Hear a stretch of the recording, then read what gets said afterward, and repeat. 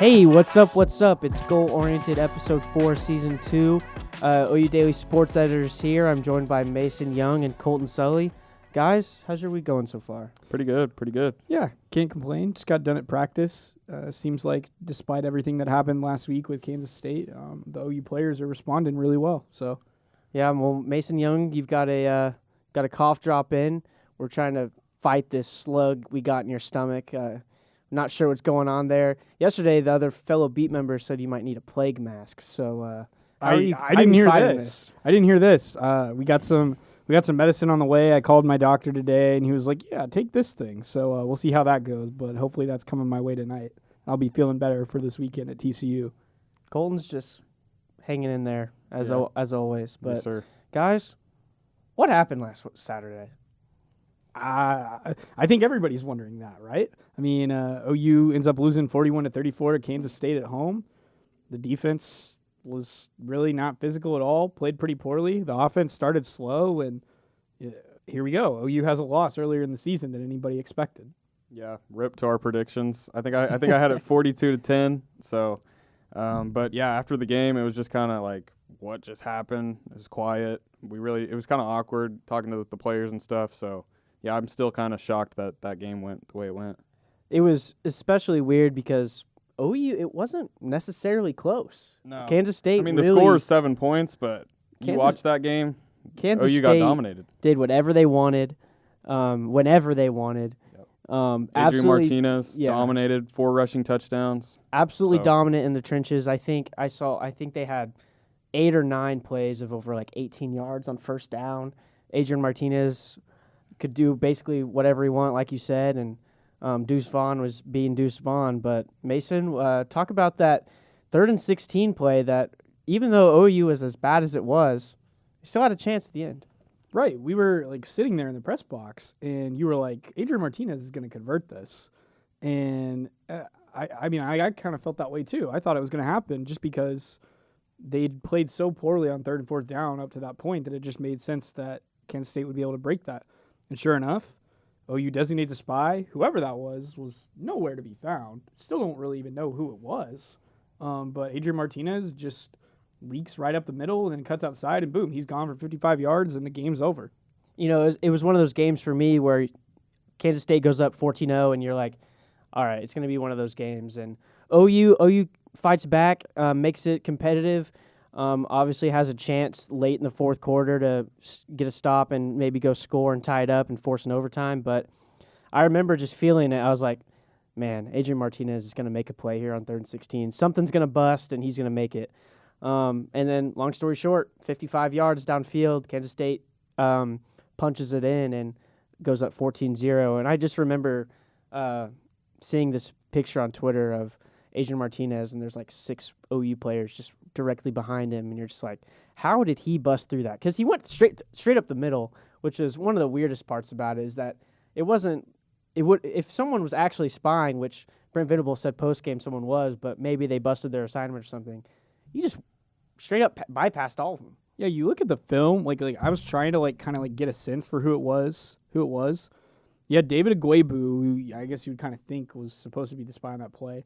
He was rushing, and he was pushing an offensive lineman completely on the other side of the ball. And then I didn't see Danny Stutzman anywhere. I don't know where he was. And then Billy Bowman was right there, but Adrian Martinez just ran right by Billy Bowman. So just such a strange play. So, guys, I mean, there's, like you said, it was a pretty strange play, but something else kind of strange was going on, that there's some theories about maybe the PA announcer and some of the new game day atmosphere stuff that their OU's trying to do, maybe killing some of the offensive tempo. Guys, what did you sort of see from that? And if it was it something that you noticed at all? Well, I definitely noticed in the press box. Never heard the boomer whenever they get a first down before, and I've been to a bunch of OU games. But Eddie, I think it was Eddie who tweeted a video of McCade who had a false start penalty on him. Right when the PA announcer yells "boomer," McCade jumps like it scared him, and it wasn't just a twitch; it was he jumped. So I thought that was interesting. Jeff Lebby talked about it a little bit. May or may not have affected the game, but I think it did. For sure. And I mean, OU finishes the night with 11 penalties for 87 yards. 87 yards is the most penalty, I guess, backwards yardage, you could say, OU's had since it played Bedlam in Norman in 2020. That was the Sick'em Ronnie Perkins just throwing Shane Illingworth all over the floor game. That was a wild game to watch. But anyway, it seemed like every time OU's offense started to get rolling, there'd be back-to-back Eric Gray long rushes, or they were really feeding him the ball there in the second half, and then all of a sudden, false start puts him back behind the chains, and that's how you lose games. Yeah, 5 or 6 false starts isn't going to get it done. Like the one good thing is it sounds like the offensive line chemistry is going to be a lot better now. You know, Wanye Morris in for the second week at right tackle, and him being solidified in that spot, whereas Tyler Guyton was playing a lot earlier while Wanye was out dealing with his off-field issue. Andrew Rame said tonight after practice, you know, like the chemistry is as good as it's been. They just need to clean up that little things that is kind of holding back the rest of the offense. Yes, I definitely agree, and it'll be interesting to see where this team goes from here. Head coach Brent Venables talked about it after the game and this week about how the buy-in of his players and everything is still just as good as he's seen it all season, and just because they played horrible doesn't mean that's not there, but obviously the football part needs to get in better. So what are some of the takeaways from talking to coaches and talking to players this week, guys?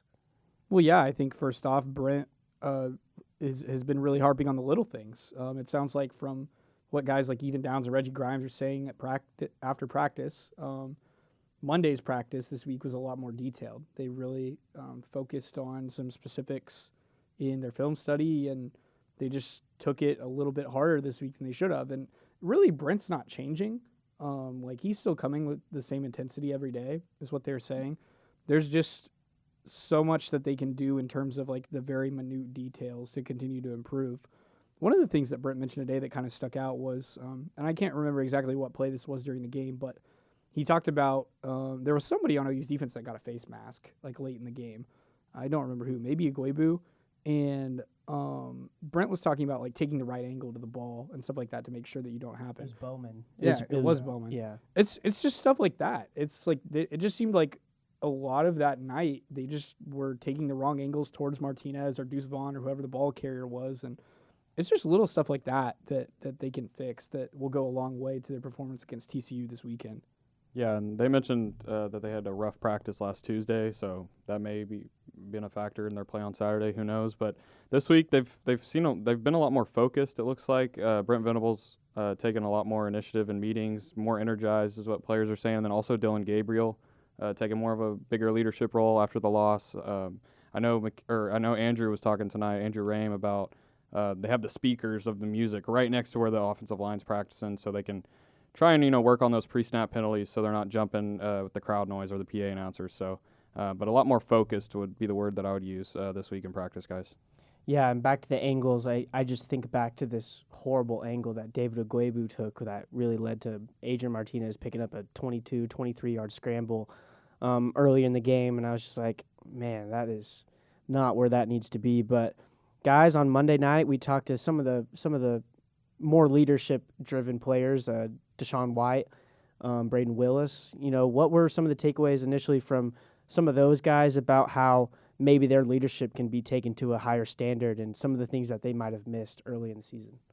Yeah, I think I would throw Key Lawrence in that group too. I thought Key had a lot of good stuff to say after practice the other night.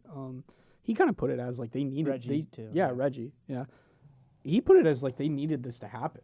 That this was a wake-up call for them, that they had maybe gotten through the first 3 weeks with how much success they've had, a little lackadaisical. And I think Brent Venables said as much today as well, that they didn't deal with success correctly. They didn't keep pushing. They kind of so they were playing well, and they kind of eased up and just kind of expected the game against Kansas State to be handed to them. So the biggest thing from like Braden Willis, though, from his standpoint and from Deshaun is just, and Brent Venables is emphasizing this too, but everybody's continuing to emphasize that just because you have like one rough week, it doesn't have to define the rest of your season. And so it's good to see these guys like dwelling on the positives and trying to extract what positives from the good things they did against Kansas State and carry that forward to their matchup with TCU, understanding that, the whole season's still ahead of them. I mean, like I was noticing it after the game the other night. there's like 4 seasons within the last like 20 years where OU lost its conference opener and still won the conference at the end of the season. So with how chaotic the Big 12 is this year, everything's right in front of them right now. For sure, and they've talked about that, knowing that they still have all their goals in front of them, and it'll be interesting to see, I guess, where this team can go from here.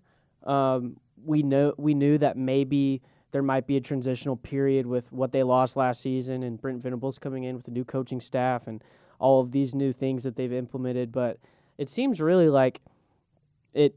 At one point, maybe we felt it wasn't going to be as slow as people might have thought. And that's where the players came in. Braden Willis tweeted last week just rat poison before the Kansas State game. And Key Lawrence talked about it yesterday, said there's a lot of stuff in the media that's sort of pushing for them, and they're trying to ignore that stuff. So I just wonder about that and how that sort of maybe made them overlook someone like Kansas State, but how that helps them going forward, if you get what I'm saying. Yeah, Brent Venables talked about the blocking out the outside noise today, but on the leadership for the players we talked to last night, Deshaun White took ownership of the linebackers play. They obviously didn't play up to par, and he said that's going to be fixed. Back to what you were saying, Austin, this OU team has a lot in front of them. We've seen them lose conference games in the past and make the playoff, and the Big 12's stronger. Or I've heard talk this week that the Big 12 might be the deepest conference or the strongest conference in football, with Kansas being good and TCU being undefeated. If Kansas is good, we'll see. We'll see if they're really good. But Kansas State's ranked now, and have a ranked loss on your resume. I mean, Brent Venables said it today. Everything's in front of them, and the goal is still the same. With OU's loss and TCU and Oklahoma State having bye weeks last week, goal Kansas Jayhawks, sole possession of first place in the conference Yes, right sir. now. We're firmly on the Jalen Daniels hype train. He is putting up RG3 type numbers right now for some reason, and it's honestly kind of cool to watch. He's legitimately been the best quarterback in college football this season, given his body of work overall. I'm not saying he's the most talented out there, but he is legitimately, his numbers are the best in college football right now. And OU gets him in 3 weeks, so they better be ready. And it's not like that the quarterbacks that they're going to face before then are slouches either. Max Duggan certainly isn't. No, For sure. I'm going to need the Heisman voters to put some respect on Jalen Daniels' name. I'm not seeing him in any of the odds or anything, so what's up with that? Well, we've heard from the TCU beat that Chandler Morris is going to, I guess, suit up, but as of now, they're going to go with Max Duggan at starter. Chandler Morris opened the season as starter, suffered an injury against Colorado. Is that their season opener? Yeah. Colorado? Yeah. Suffered an injury, and he hasn't played it since then. But like Venables said today, TCU's offense has been really potent. Max Duggan's been really efficient. So what kind of challenge are they going to present this week? Well, I think the challenge is also in the receivers. I mean, Quentin Johnston is a really good receiver for TCU, and like legitimately like first round talent kind of guy. for sure. yeah, absolutely. And they have other skill players that are good. We were kind of having this conversation, I think, earlier today or maybe yesterday, but like OU could fix the issues it's got with the defensive line and like the linebackers and getting the pressures and all the fits right. And Duggan could still beat them through the air by how physical those wide receivers potentially are going to be against OU's cornerbacks. We haven't heard a lot about Jaden Davis. We haven't heard a lot about Woody Washington. We haven't heard a lot about DJ Graham so far through the season. And that's good when you're a cornerback, right? Like, you don't want to be talked about, because if you are, that means you're giving stuff up. But I just think this, in terms of what TCU's skill players are, I think this is going to be maybe the biggest challenge OU's faced so far in terms of the players that they're going against, the quality of players they're going against, let alone set aside the fact that the defense in terms of the front was just absolutely abysmal in containing Martinez last game. Yeah, I would agree. Quentin Johnston's a freak. We saw that last year in the OU game. And also, TCU receivers are coached by Malcolm Kelly, a name that a lot of Sooners fans know. So it'll be interesting to see. And I think the secondary really struggled against Kansas State. So looking to pick that back up and get back to where they were against Nebraska, I think is a big focus this week. I think this game against TCU could be a nice bounce-back game for this defense, or it could be a game where they very much just snowball into what we've seen. Brent talked about it after the game. The tackling was abysmal. I just think of so many plays where Woody Washington just going for an arm tackle and he getting shredded, or Justin Broyles had it happen a few times. Key Lawrence was bouncing off people with the ball. Secondary had a really rough night. Really, everyone had a rough night other than Eric Gray, I'd say, and flashes of Dylan Gabriel. But, like you talked about, TCU is going to be a test. And going forward, I mean, what other things that can OU do on Saturday that can maybe help them I guess in the future with this game. Well, figure out the linebackers. I think that's the biggest thing. That's the biggest key to this defense right now is, like Colton was saying, with Deshaun taking some accountability about that group not playing well. Not only is that group not playing well, but that group's not deep at all. I mean, yeah, the depth's a problem. Yeah, Brent just announced today that Kobe McKenzie and Kip Lewis, both freshmen that were highly regarded, are going to redshirt this season. They're just not even really going to play. And so really, the way I see it right now, you have 4 guys that can play linebacker essentially. You've got Danny Stutzman, Deshaun White, David Agwebu, and then Jaron Kanik. And Jaron Kanik, after how well he played against Nebraska, didn't play at all against Kansas State, which is really strange. Yeah, no, I'd like to see Jaron Kanik find the field more.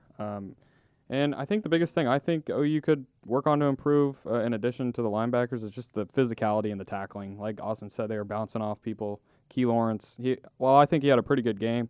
He was bouncing off people, missing some tackles. So, but I think in addition to the linebackers, just the overall physicality of the defense on the line and the secondary, and the linebackers. So that'd be it for me.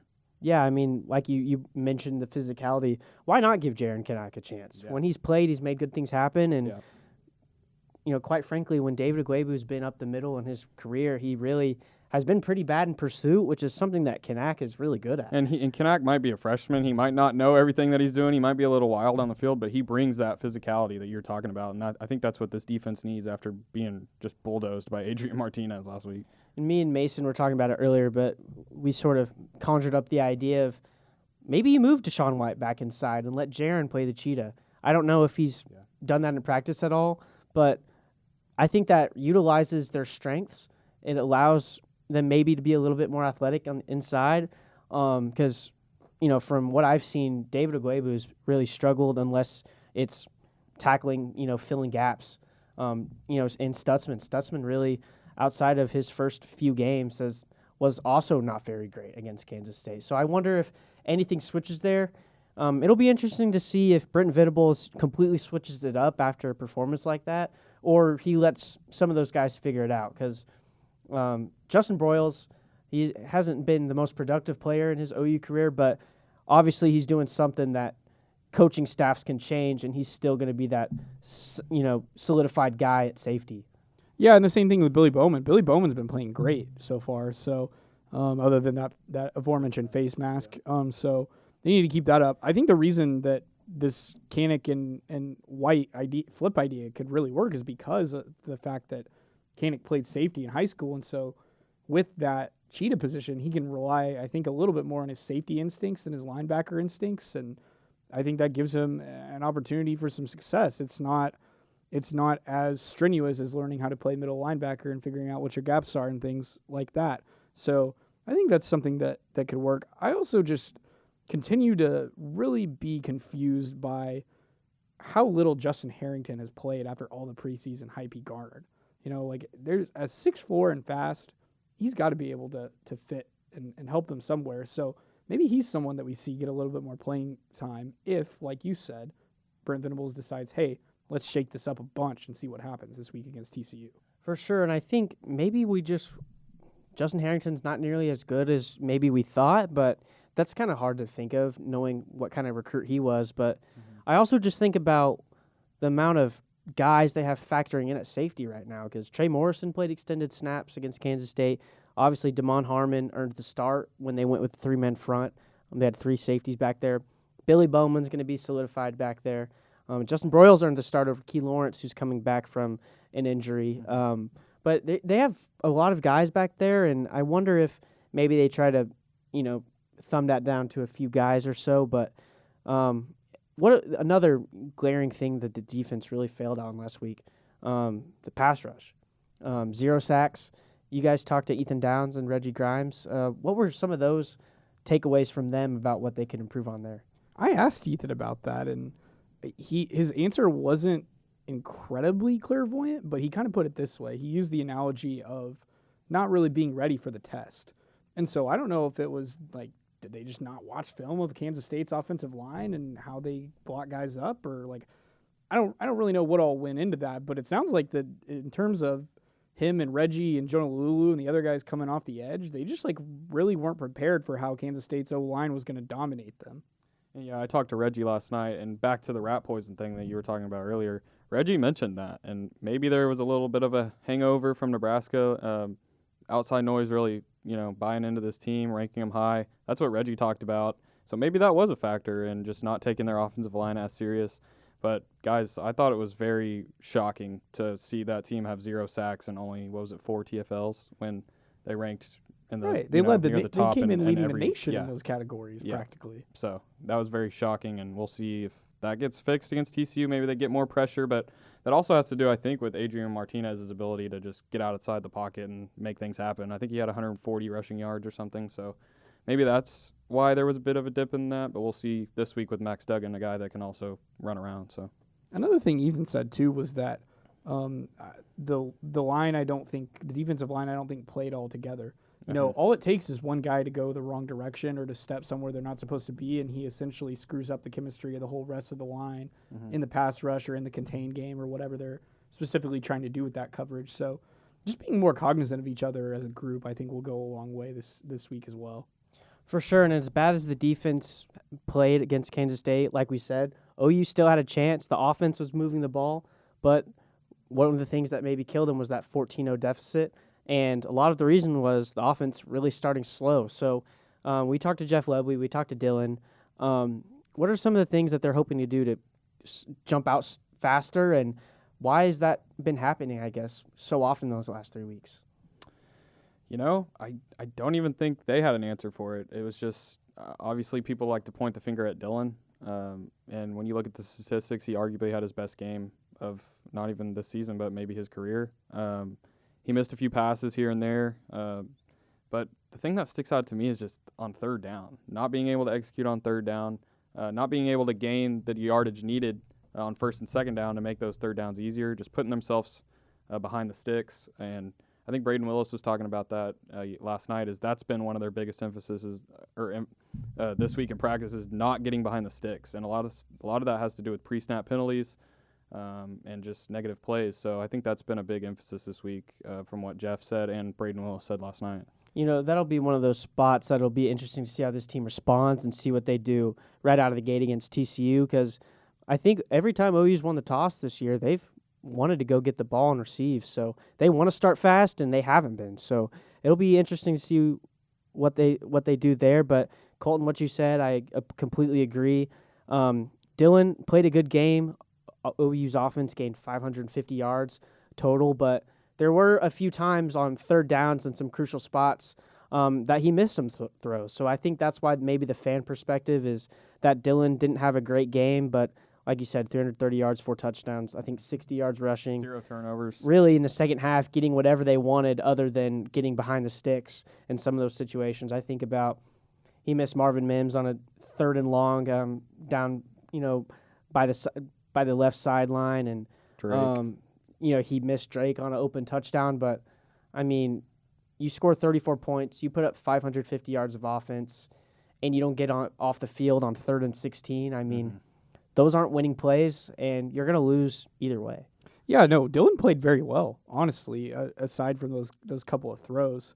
I think 2 other things in terms of fixes that stood out to me from what guys have said in the past couple days is, and we've heard this one before, but Jalil Farouk talked last night about the ball mechanics, how they're not, when they are trying to establish tempo, they're sometimes not going and getting the ball back to the inside ref quickly enough to make sure that they have time to go fast and snap it and go as quickly as they want to. That's such a basic, simple fix. And we were hearing this after the UTEP game when arguably they ran the best tempo that they've run all season that we still haven't seen again yet. So, they got to get that down. But the other thing, too, is we didn't really see any electric Eric Gray plays until the second half. He's been a spark plug all season when he touches the ball, but it seems like they just, did not get him the ball early against Kansas State. I was just about to bring that up. I think the play calling was just a little off in the first half. When Eric Gray was getting those big runs, they would just quit going away from him. And then in the second half, they really started to – he had a way better second half. They really started going to him. So I think they kind of saw that maybe they should have gave him the ball more in the first half, and maybe that slow start could have been avoided. But we'll see what they do this week with TCU, see if they try and establish the run earlier on. And I think that's one of the things that we've noticed, and Jeff Lebby has said it himself, is that it's been taking him a little bit longer than he wants to sort of adjust in game. There's at times it seems like almost the first offensive drive of the game, they're forcing the run in some areas. But then in the second half against Kansas State, they come out, I think 5 straight touches to Eric Gray, and they're moving the ball with ease. So I think that's 100% what they want to do is sort of get the ball in their best players' hands early. All right, guys, so we've heard it from all the coaches and players that this week needs to be better, but talk is cheap, so it'll be interesting to see what this team brings to Fort Worth on Saturday. We will be tripping down there, our second road trip of the year.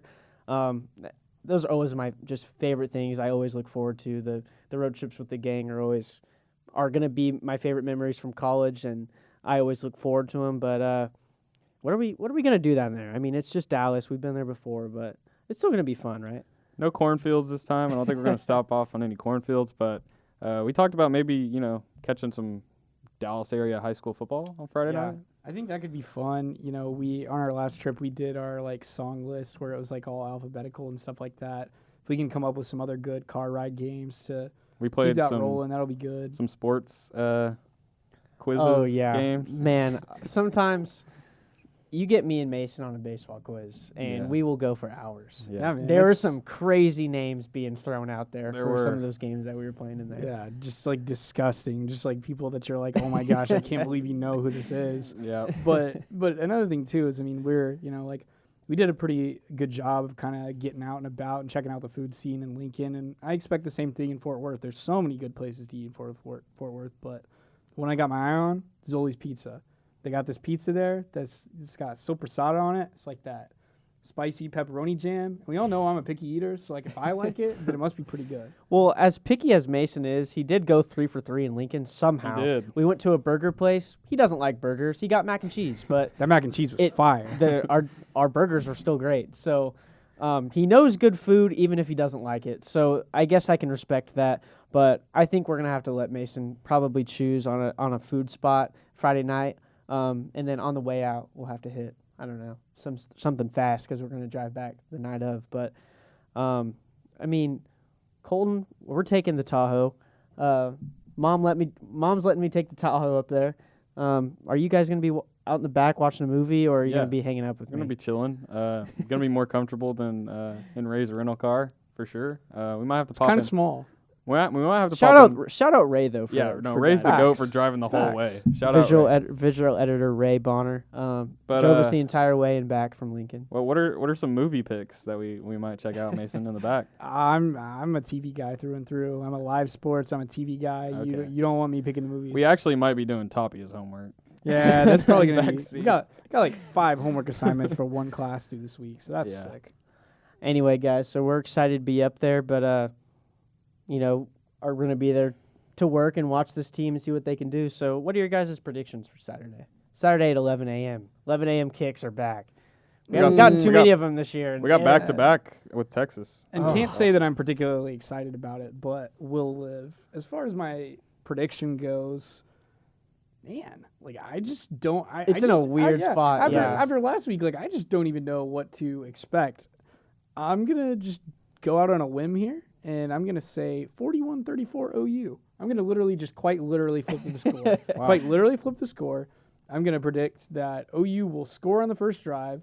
They'll have some moments throughout where they struggle to move the ball again, and this offense is going to continue to be a process.